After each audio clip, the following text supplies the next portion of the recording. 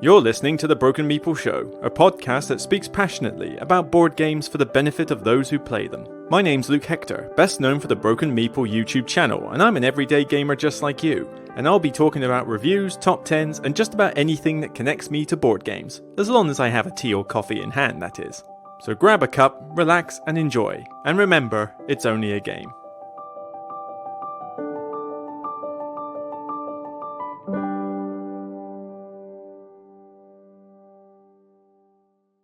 Hi everybody, it's Luke Hector here. Apologies for any fan noise because the laptop is going on a blitz at the moment trying to start up. But yeah, this is the 16th of October 2022 for a post-Essen review episode. Yes, this is going to be a little bit quicker than I think than other episodes, mainly just because I've got a lot of games to get on with. It's kind of insane. But I wanted to give an overview of what Essen was like. I've done some vlogs, I've done some streams with Paul Grogan, but I kind of wanted to give my own personal podcast overview in general. So, in terms of the channel itself and what's been going on, generally life's pretty good. I mean, I was knackered after Essen. I was like so tired, and I went straight back to work on the Monday. You know what? Paul Grogan, you've convinced me. I will take the Monday off next year and have that day to travel home and recuperate a little so I can stay the full Sunday at the convention and not have to rush home. It's maybe just taking it a little bit out of me. But otherwise, things with the channel are pretty sweet indeed, actually. The top 100 is finally finished. I finally finished the top 100. So now I can put that behind me and move on to other projects. And I mean, we're almost up to 10k views for it after, 2 days or so. So not as quick as previous years, but still really, really good. And still, 12 people seem to have a problem with my top 10, but whatever, 558 likes. And all the engagement. I mean, look at that, 94 comments on there. And most of that isn't me, because I've yet to respond to a lot of the comments. I just haven't had time, but I will do at some stage. But yeah, that's a lot of comments for the top 10. So yeah, I'm glad everybody's enjoyed it, as well as the top 20 there. So top 30, I promised you I would get it done, and I did. Although, linked to that, I do have to mention something Guy mentioned on that top 10 as well. I will do an Aftermath live stream for this, where I'll go over what games fell off the list, what publishers and designers featured. A quickie live stream. It'll be pretty impromptu, maybe short notice, but I will certainly try and do one. But also, thanks for everybody who tuned into the unboxing videos I did with the Essen videos, the Essen games I bought, because I was really surprised at how well received they were. Look at that, Essen Hall unboxing part 1 and part 2, and the vlogs, multiple thousands of views on there. I mean, not for some reason part 1 more than part 2, but 4,000 people have watched me just unbox a bunch of Essen games. And it's not even a full unboxing. It's basically just me with the side view from my tablet, my Samsung tablet, and its microphone, which apparently is a lot better than I thought it would be for a tablet microphone, going through a bunch of these games which I've got here, which is a ton of games. I mean, if you're on the video version, look at that. Woo-wee! Yep, and that's not even all of them. That's a lot of games. But if you're on audio, just let you know, I've got, Precognition, Vengeance, Hamlet, Deal with the Devil, Solar Sphere, Horizons of Spirit Island, we'll get onto that later, Kingdom Monster Island, Woodcraft, Starship Captains, Endless Winter, Lacrimosa, War of the Ring, Banner Festival, Flamecraft, Atawa, Caverna Expansion, Scout, 11, World Splitters, World Exchangers, Northgard. And that's not even all of them, because I think there's a couple in my bag. It's like, oh my god, there's a lot of games I've got to get through before Christmas. This is going to be tough, to say the least, for the next few months. But that's not to say I won't do other top 10s. Top 10s are still going to come back. Collaborations are going to come back. All Aboard Gamer, you're still overdue for a time on my show, which is partially my fault. So don't worry, we'll get on with sorting that soon. I know Chairman of the Board, Dan, has asked to come back on the show, and that was quite a fun list we did last time, because both of us have very different tastes in games, so we get two very different lists, two very different set of opinions. And of course, I want to do more top 10 collaborations with small creators anyway, so definitely a thing that I'll bring back. But at least that can be ad hoc with everything else. Mainly, I've got to churn out a ton of these games for reviews or first impressions, depending on how much time I've got. I mean, some of these are not going to lend well to full reviews just because of how much I can play it. I mean, for example, I've got Deal with the Devil and Starship Captains. Starship Captains has a solo mode, and it's a 90-minute game, and I want to get it played ASAP, so I reckon that will get enough plays for a full review. Deal with the Devil, for example, though, It needs 4 players exactly. People need to do their research ahead of time, ideally, watch Paul Grogan's video on it, and it's a very eclectic type of game. I'll be lucky if I can get this played a lot of times. It might have to be a first impressions video. So I'm just going to have to play it by ear, but I spent the last couple of days solidly just unboxing the things. It's taken hours and hours, but they are fully unboxed, fully unpacked, fully packaged up, sleeved if necessary, insert if necessary, like for 11, but they're now ready to learn and play. So, and I've already made a start. I've already done Woodcraft, so Woodcraft review has been recorded. I've also done a review for Oathsworn. That should be going up very soon, because if I don't get that up soon, it's going to be a bit late. So I'm kind of already a bit late with that. So I've got to work quite hard at doing this podcast and that review edit today. So quite a bit coming up. But anyway, back to the point. I wanted to talk about the top 100, because the top 100 is great, and I do really like doing the top 100, but the time spent on it is quite vast. And it's enjoyable, but it's a lot of time investment and a lot of effort to set it up, get the list together, and to record 10 videos, which are basically, 30 to 40 minute videos, which if you equate that to editing and recording time, usually is about 4 times that value. It's a lot of work. So, bear in mind, I don't just simply stand in front of a camera and talk. I've got music, I've got the movie stuff, I've got edits, I've got transitions. I've got a lot of stuff that goes into the videos more than, some others. And so it takes time. So I can't do this around Essen each year, because I try to do it in the summer. It usually goes a bit further, and then it ends up in August, which then clashes with September and October, which then clashes with pre-Essen and post-Essen. It's too much work, and I'll be in danger of hitting burnout if I'm not careful. So I put a poll up to basically say, okay, can I do this at a different time? Can I just say, look, can you wait a little bit for the next video, or do you want it sooner in the summer? And I basically said I've got 2 options. Do it in Q2 of summer next year, which doesn't leave a big gap between like top 100s, which is my concern, but it does at least mean that it will be in the summer when games are relatively quiet on their release. However, my preferred one was to do it in Q1, winter, January, February time, because what this means is that I can do it in a period where games are just dead. Like, I've done my top 10 of the year, I've done, Essen, and games suddenly stop releasing. Because January, February, and March, barely anything comes out. So there's not that many reviews in that time. I tend to do more top 10s in that period.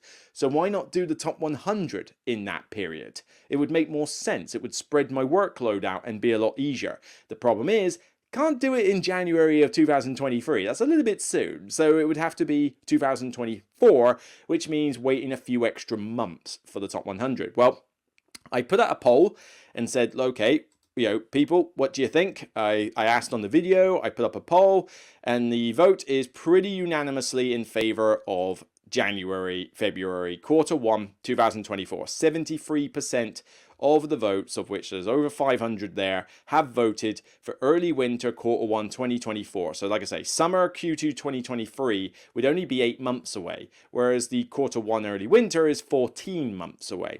And there were good arguments for both sides, but I personally think I prefer with early winter. 73% of you have voted for that, so that's what I'm going with. So all this basically just means is that there won't be a top 100 in August, September next year like there typically is.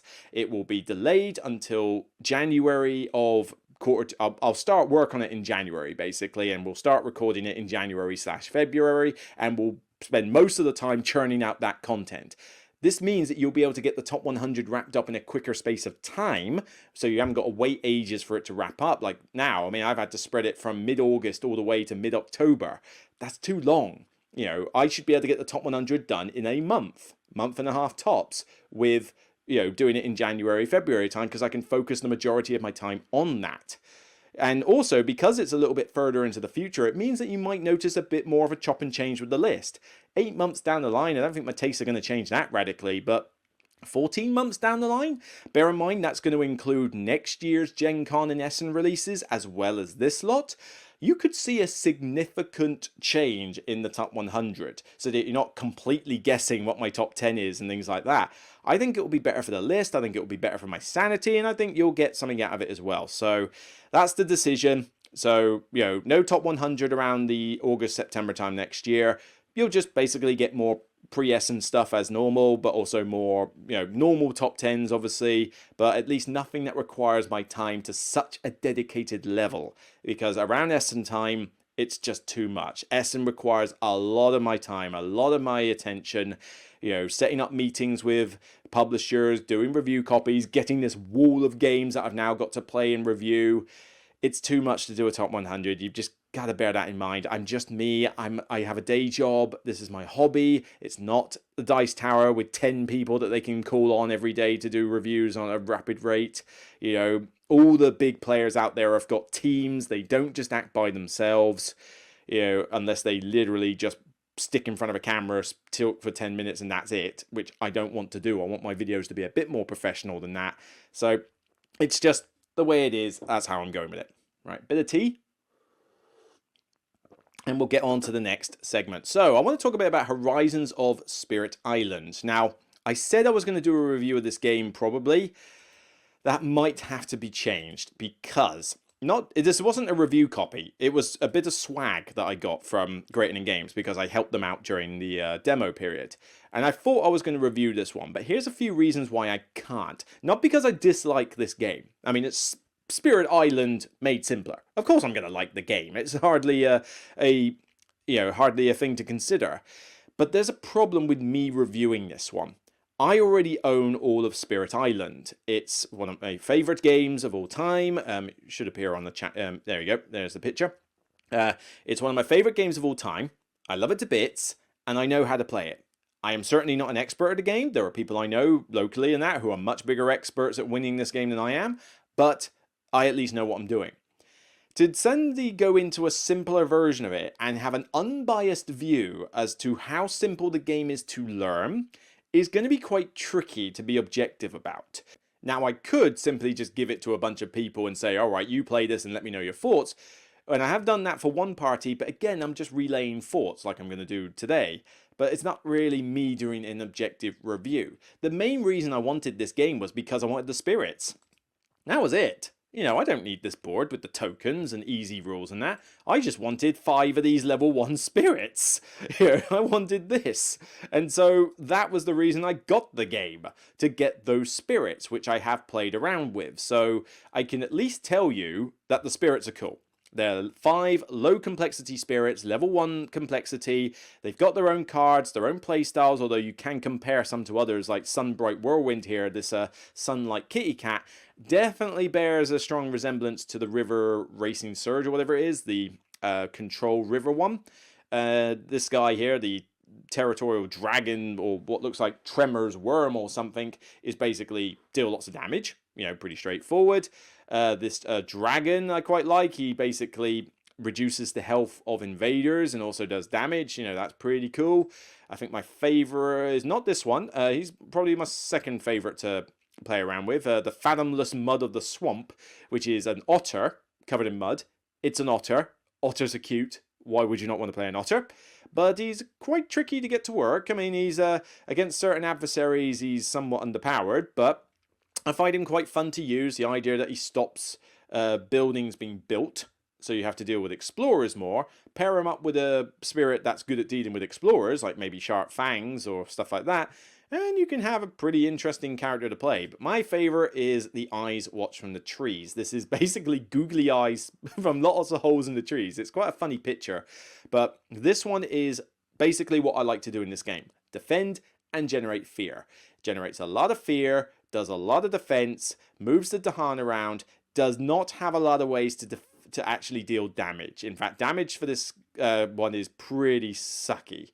But the idea is that you let the Dahan do the damage for you, because they've got a very good Dahan movement power card, but they've also got an innate power, well, special rule, sorry, where every time they add defend, they gather a Dahan. Very useful. So this one I've really enjoyed playing. Interesting to see what tactics you can get from this one. But like I say, the 5 spirits are great, but that's essentially what I'm doing. I'm just basically playing these spirits. So how can I review the game and say, I recommend this game because the 5 spirits are cool? If you already have Spirit Island, that's the sole reason you bought this game, is because you want those 5 level 1 spirits. I wish that Greater Than Games released them separately, but sadly that's not the case. I mean, I got it for free.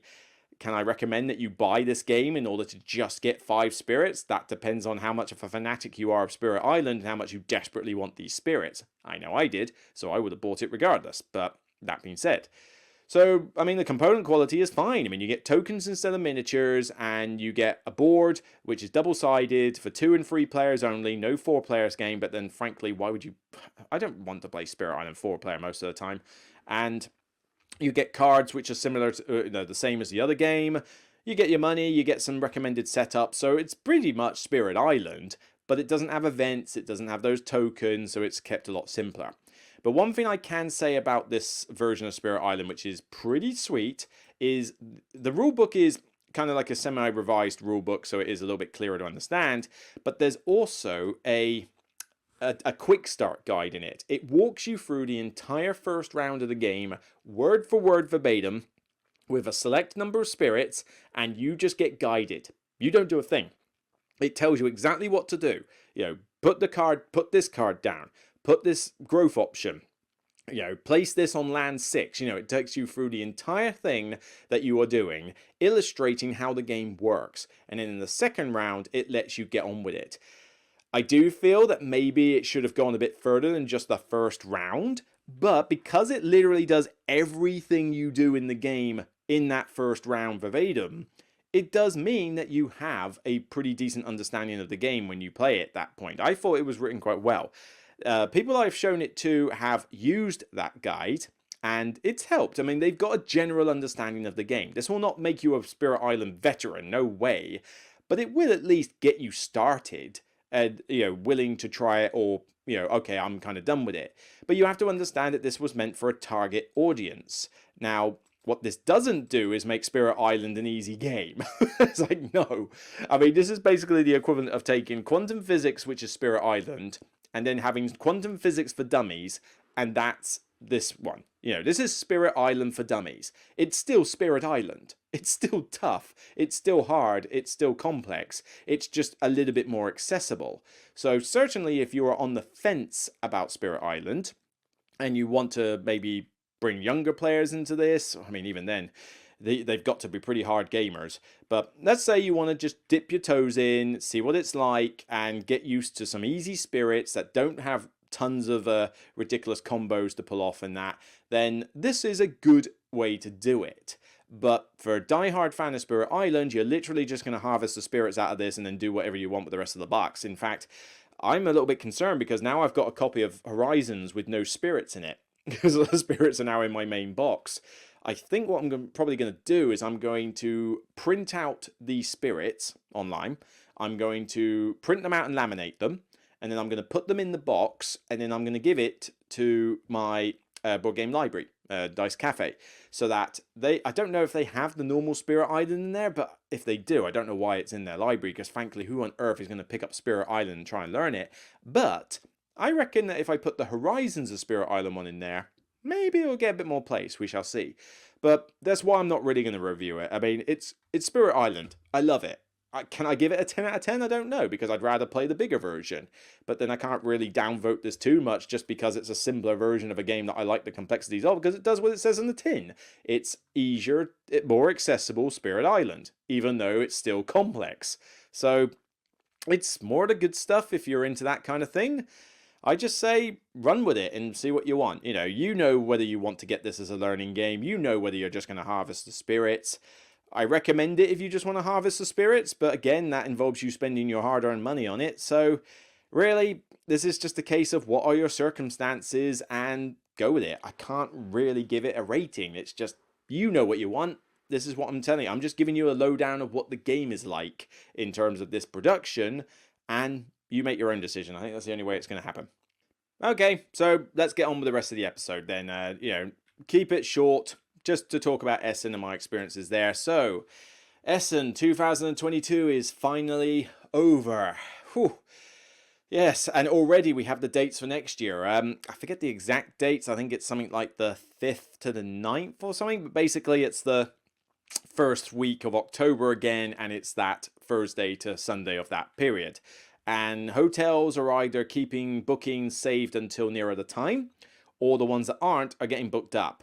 You need to get on this stat if you want to go next year. I seriously suggest just booking something. If you're driving, book somewhere outside of the city and drive in each day, because trust me, it will be a lot easier and cheaper for you to get accommodation.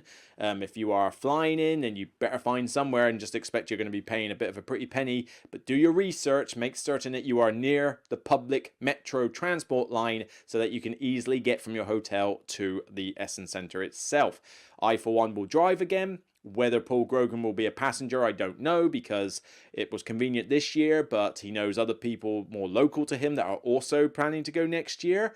And if they do, maybe he'll go with them just for his convenience, which makes sense.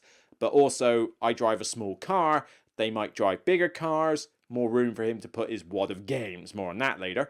But yeah, so I don't know if I will have a passenger next time. Whether that means I take someone else along remains to be seen. But that's just the way it is. I'll be driving next year as per usual, either by the Eurotunnel or by the Hooker Harland Ferry, or Hooker Holland or whatever it is, Hooker Holland Ferry. One of the two I usually do. Or even the ferry across the channel, whatever. I pick a route. As long as I'm driving, I'm happy. Because it's not that arduous a journey. It's pretty much 4 hours on the other side of the channel border as the crow flies across the E-numbered motorways. It's just a straight motorway. Bit boring, but it's still, an easy trip. And about 2 hours, 2 and a bit tops on the other side to get to the Channel Tunnel. It's, not that long a journey, especially when it's broken up in the middle. It just costs a pretty penny in fuel, but still cheaper than flying. And it means that I've got a car boot, which I can park at the centre and dump stuff in it. It's so convenient, so useful, you just can't put a price on that. So, that's my plan next year. I've already reserved a couple of hotel accommodations as options. So, I'll solidify what I'm doing accommodation next year. Because the thing is, if I choose to help another publisher out, which I usually do at Essen, then that publisher might have accommodation. I don't know. But they don't always, but they might do. And so I can't solidify my plans until at least like August next year. But, for now at least I'm covered so that I'm definitely going next year. Now, to talk about the event itself, I forget what numbers they said, about 140 odd thousand, I think, with their numbers. It felt busy, but not too busy. I thought like it had, relative, I could move around. Yeah, there were times where there were some busy bits, particularly with queues from certain booths, but no, even on the Saturday, I felt like I could get about the place and do my thing, but you won't necessarily get into demos you want to do, particularly on a Saturday. It still reigns true that Thursday and Sunday are your quieter days, and Friday and Saturday are your busy days, and Saturday is the busy day. Like, if you're going to write off one of the 4 days and do your own thing, write off Saturday, because you just struggle to get into demos. But it still felt relatively quiet for a typical year, but not too quiet. It was certainly more than last year. I don't think we'll ever get to pre-COVID levels. I think that's a thing of the past. But, next year, please, Essen organisers, remove the requirement to wear masks. I know a few people caught COVID from, Essen, but it's a giant convention with thousands of people. Yes, of course, somebody is going to get COVID. It doesn't mean it was a super spreader event, but wearing a mask in those places is annoying. It's hard to breathe. It's hard to demo when you're talking through a mask. And there were times where I forgot to put it on because I'm like, oh yeah, I've got to put it on because I barely worn it for the last year, because in the UK we don't have those restrictions anymore. It's just, take them off. People will make it optional. If you want to wear a mask at Essen, then go ahead, make it an option. But don't force everybody to do it. I just think that needs to change. And a lot of people have issued a similar viewpoint. The games that were released, I didn't really think there was any major hits. Like, remember last year, Ark Nova was the thing. Like, you had to get Ark Nova. It was insane. But this year, not so much. There were some games that were popular. I mean, Lacrimosa, Ottawa, Flamecraft, Deal with the Devil and Starship Captains, Endless Winter, Woodcraft to an extent. I mean, there were some popular games, but nothing that was really like, oh, this is the must buy at Essen. There was no one big hit that dominated the whole convention, in my opinion. It just seemed to go that way. But certainly some ended up being more popular than others because of logistics. Yes, as with every year, Germany and Brexit and the world shipping crisis make logistics a pain for publishers. I do not envy publishers who have to deal with this rubbish all the time. Essentially, it's hard for them to get their stock over. Sometimes the stock doesn't even appear and they've wasted their money. It's really, really painful for them if the customs decide to be a pain with them. So I'm saying the word pain. I don't want to swear, but yeah, there's plenty of other words I can think of. But yeah, there were a few horror stories of some publishers barely getting any copies and having to release only something like 40 a day. Great Western Trail Argentina, 40 copies a day, and that was it. You queued in advance for that. Hamlet, restricted amount of copies. What else was there? Trying to think. Some publishers, Portal with 11 and Endless Winter and Ludonaut and that had plenty enough stock, but I think if you were based in Europe, you had an easier time than anybody who came from the States or the UK by the looks of it. But I know that Dwander Games struggled to get a lot of copies of their Solar game over. Lacrimosa only had so much. Ares Games with Bordering the card game just struggled to get any of that stock. I was lucky enough to get a copy anyway. The Wolves. I didn't get a chance to buy the Wolves. I wanted to try the Wolves as a particular game, but I couldn't because it barely got any copies along, and by the time it was there, it sold out. Which is why it's number one on the hotness right now, because everybody's like, what is it like? What is it like? What is it like? Because nobody got it. That's the problem. Even Revive was popular to get as well. The queues out in the Madigo Centre were like crazy. I did not buy Revive because for €80 I thought it was a bit of a rip-off, but I have asked for a review copy, and Jeremy Howard from Manfred Meeple certainly put in a good word for me to do it as well. I have emailed them. I've asked for it. They've acknowledged at the time that they were going to send something, but I haven't had a response to the email. So how often do I keep chasing before I sound like I'm bugging them? I'm a little bit concerned with that, but at the end of the day, I've got so many games to to review. It's not like I desperately need to do Revive at any point. I mean, Board Game Ramblings have already talked about Revive. So's Man vs. Meeple. Other people will talk about Revive. I mean, it could be a really good game. I don't know. I mean, I thought it was going to be a 5-campaign game I'd have to play through. Apparently, that's mismarketing. That's not a big deal. So I don't have to worry about that. But I'll play Revive when I can. I'm not in a rush. I'll try and get a copy before the end of the year, but I'm not going to rush out of the way because it's not like I haven't got more to play. We'll just say that Revive is one I review a bit further down the line. What's wrong with that? Maybe it will come out in retail before then, in which case I don't need a review copy. I'll just get it on retail and review it at that point. Certainly I want to do that with the Wolves, and I certainly want to do that with, what's the other one I couldn't get? Beer and Bread. In fact, saying that, Kiender are getting some pre-orders later this month, and I know they're getting Beer and Bread, so I will be getting a copy of that eventually. What else was there? I can't remember. Was it the Wolves?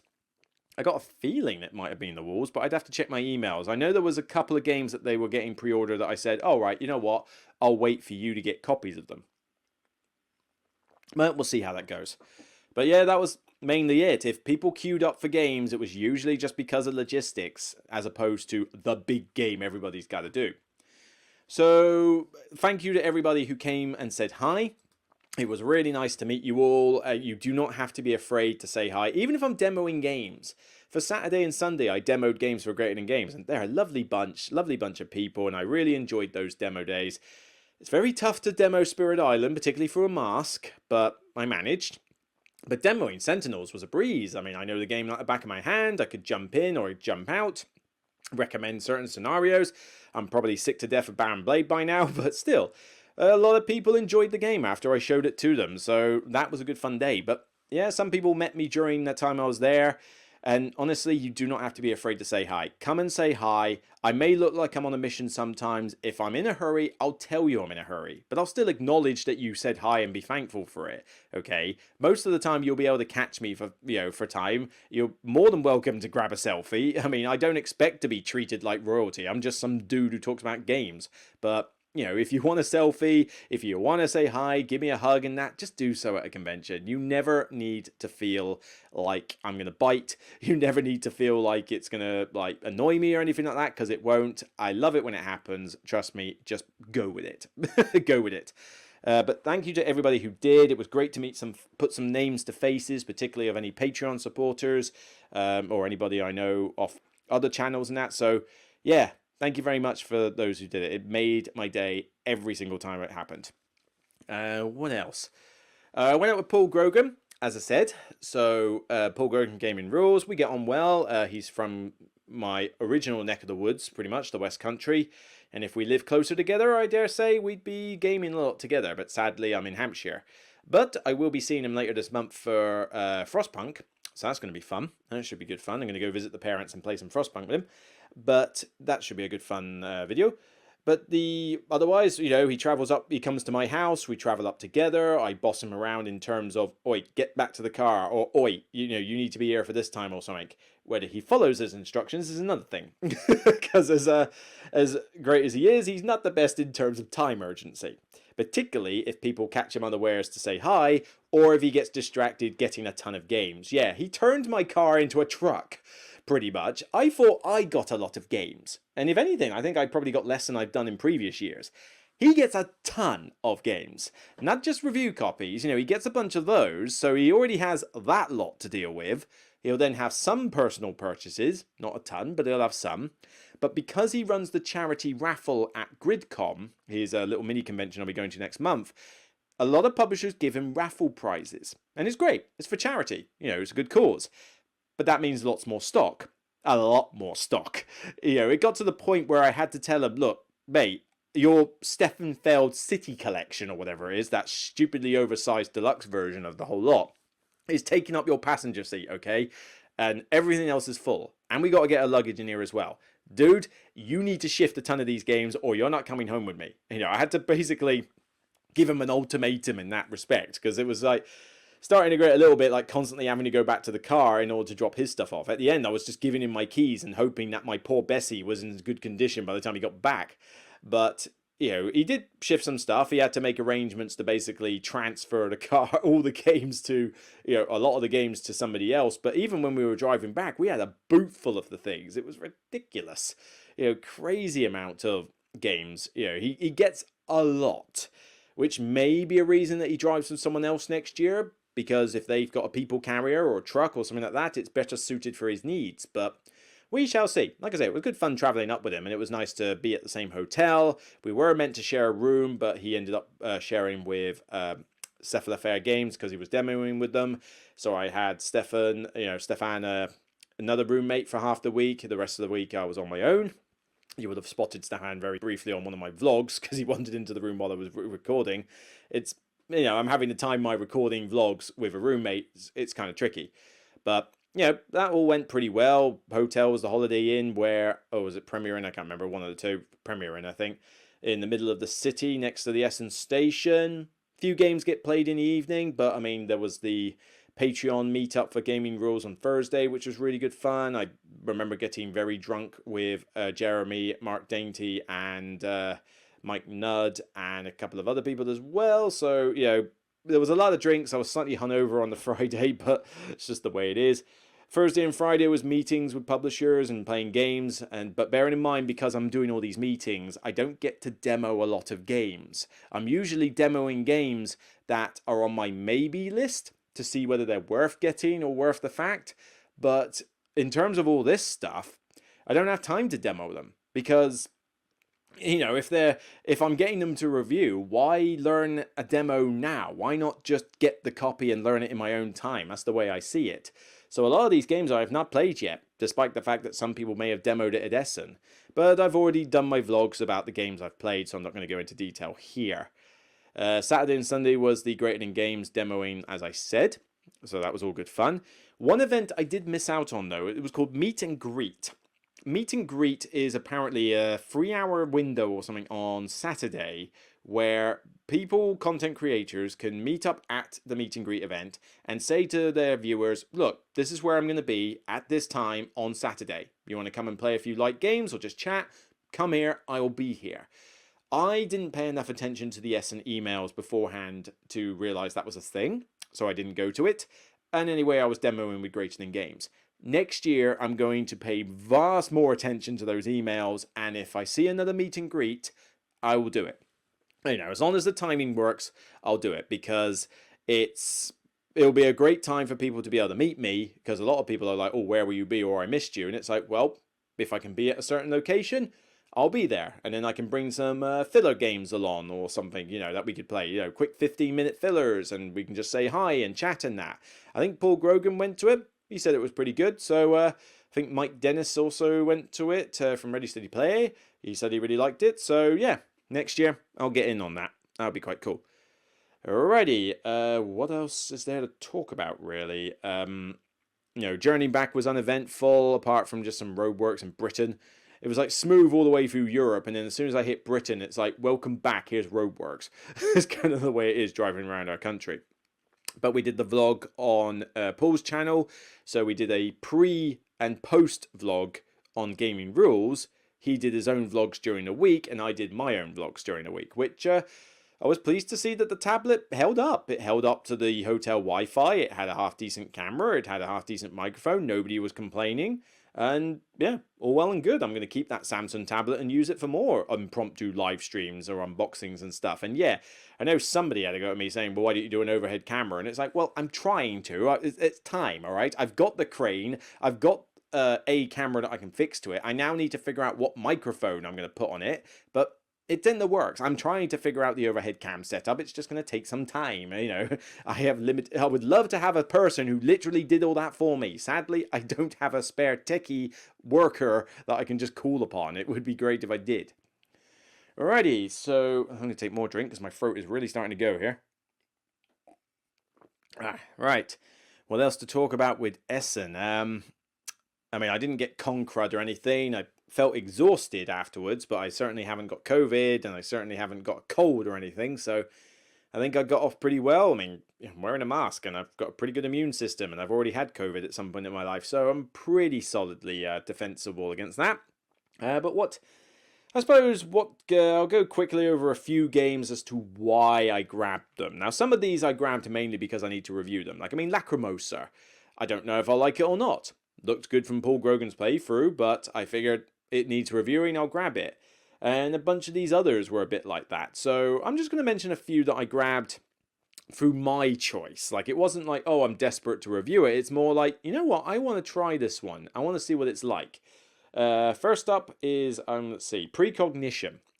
Yeah, in fact, I've been talking on this camera for far too long. Let's get the picture up and show off Precognition.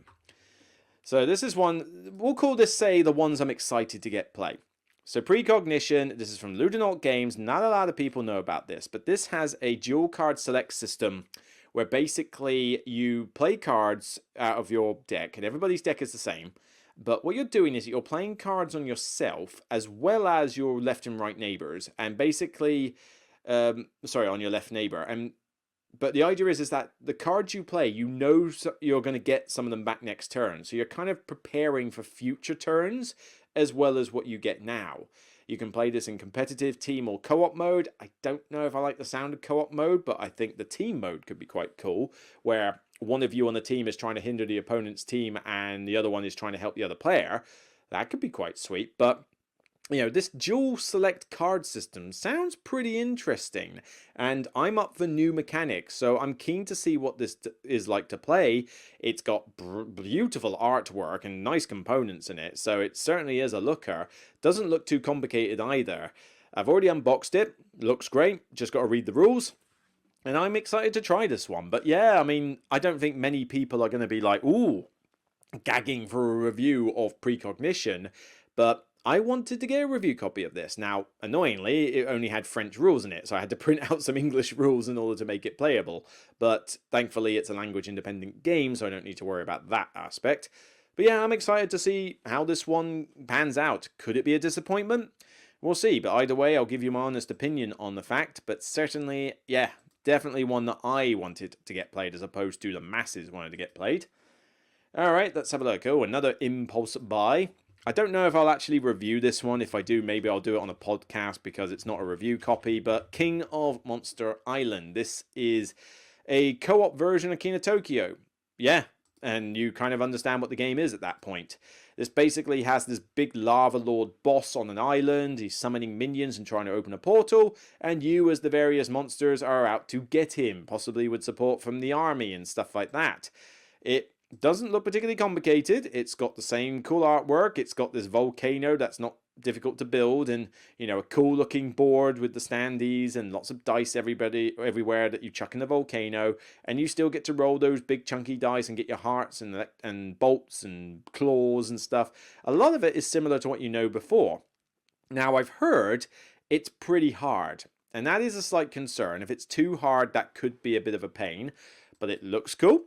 I like King of Tokyo. I've still got the Dark Edition on my shelf down there. And it will be a simple one to play with people. We'll be able to teach the rules relatively easily. It does look like there's quite a lot of tokens on the board and a bit going on, so maybe it's going to be a longer affair than most, but I'm keen to get this one played and see what it's like. And I'll probably do like a podcast review of it. I don't think it will get a full video, but certainly I want to try this one out and give it a shot. Alright, what have we got next? Next one would probably be... let's see... Well, some of them I don't know a huge amount of details about. I mean, Banner Festival, for example, was another one. I've got Flamecraft and Banner Festival to review from Lucky Duck Games. Now, I've never played the original Tidal Blades. I know this is not an expansion to it, but it's basically a trick-taking game. There's very little in the box, actually. In fact, the box is way too oversized for what you get in here. It looks beautiful and gorgeous, but other than that, I don't really know what you do in this game. I just know it's a trick-taker. And as a trick-taking game, I thought, I like trick-taking, I want to try it. But also, 2 to 5 players, 30 to 45 minutes, weight 2.0, so it's not a difficult game. And you know what? With all these giant 2-hour, 3-hour games that I've got here, it's nice to have a few simple games. And so, this is going to be one of those. I mean, what do you do in here? Generate the most profits for your trading house by selling goods, befriending the suppliers, and making bets at the watercraft race. Each turn, aim to play the highest, mid, or lowest merchandise card to unlock different actions.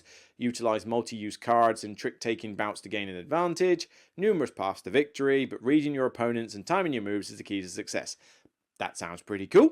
Sounds like a fun game. I'm definitely eager to get this one played, and hopefully it won't be a slog to get played. Okay. Next one on the list, probably...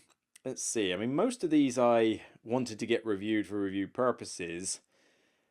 Episode 1, Vengeance Roll and Fight, that was more of a personal preference, because I've played the original Vengeance, and I gave it a 6 out of 10. I thought it was fine, but it was just such a faff to set up, and all those miniatures, and, way too much.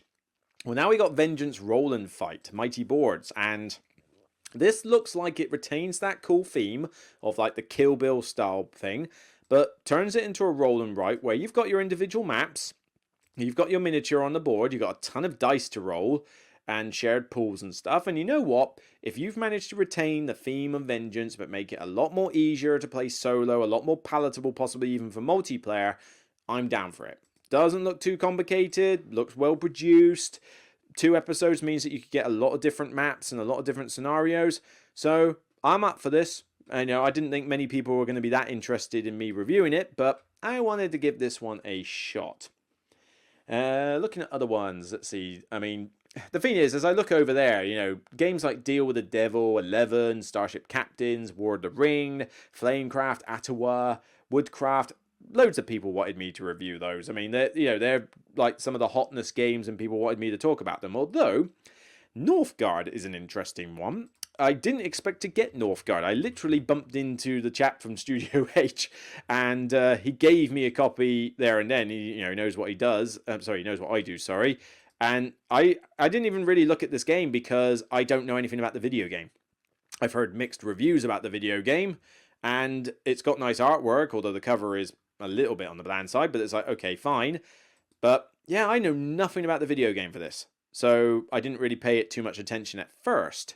But I've been given a review copy, and the more I look into it, the more I'm intrigued. It's a 4X style game where you're controlling areas on the map and you're fighting against each other and that, but it's done with a deck building mechanic. So you've got these really nice like big cards with gorgeous artwork and various iconography on them, and you're using these cards in a deck building system in order to manipulate your stuff on the board. There's a module for creatures which can have, creature cards feature, but sadly I don't have the Kickstarter version, which means I don't have the deluxe version with even more better components and other modules that all sounded pretty good actually. Like it introduced random monsters that appeared on the map and stuff. If I like the game, I want to acquire those. But the artwork is beautiful. The iconography doesn't look too complicated. The game doesn't look too complex, but it's a big box with a lot of tiles and that. And you know what? The more I've looked into it, I know somebody at my Portsmouth club who has this already. I think they backed the retail version on Kickstarter, and that's how they got hold of it. But yeah, I'm more interested in this one. I originally didn't give it much cop, but I'm more up for giving this one a try. But it might be a bit further down the line before I get round to actually playing it. So there's a lot of other stuff that probably has to take priority. But we'll see. We'll see. I'm very keen to check this one out. Right. Really am struggling on my throat. So one more to talk about. Let's see, one more. I've already got things like ISS Vanguard and that to play and review. That might have to be a first impressions one, I think, ISS Vanguard, but we'll see how that goes. Let's see. Come on, there's got to be another game there I can decide on very, very, very, very quickly. Hamlet. Actually, Hamlet, because Hamlet, I didn't think it was even going to appear there, actually. And so the village building game, I've heard pretty good reviews for it. Apparently there's a rule in the game that some people aren't happy with and they've house ruled, but I'll come across that hopefully myself. But, I've got the founder's version. I hated the fact that I had to install this stupid cardboard insert and find a video on the internet that told me how to package it. Not in the rulebook. Seriously, that's not acceptable. But cool looking tiles, good components. Bit of a faff with this cathedral. I don't know if that's even going to be worth having on the board, but fine, I've constructed it. And I like city building games, and this looks like an interesting one with a communal map that everybody's working on, so I'm keen to see how this one goes. But other than that, I don't really know much about the rules and mechanics of it, only that it was a bit of a pig's ear to sort of unbox and get ready, especially with this insert and the stickers and stuff. But nice components, good metal coins and that. I'm definitely up for seeing where this goes, but originally I wasn't that fussed if I got it, especially as I didn't think it was even going to be at Essen. I thought I completely missed out on the Kickstarter because I wasn't really paying attention to said Kickstarter at the time. But 2.65, 60 to 90 minutes, that's probably 90 to 120 in realistic terms. We'll see how it goes. I'm keen to see. Anyway, I really do need to wrap this up because my throat is going, and that's kind of an overview of some games that I'm looking forward to getting played, what Essen was like in general, people I met, and just had good times. So I look forward to Essen 2023.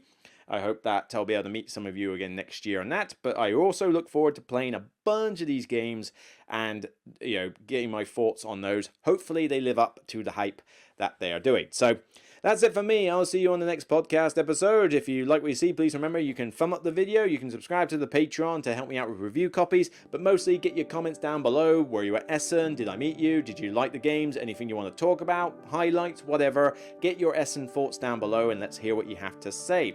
Until next time, you can check out more content on the channel, including the top 100, which is now fully finished. But also, by all means, check out any of the other previews I've done, like maybe the Tainted Grail one. That would be a nice one.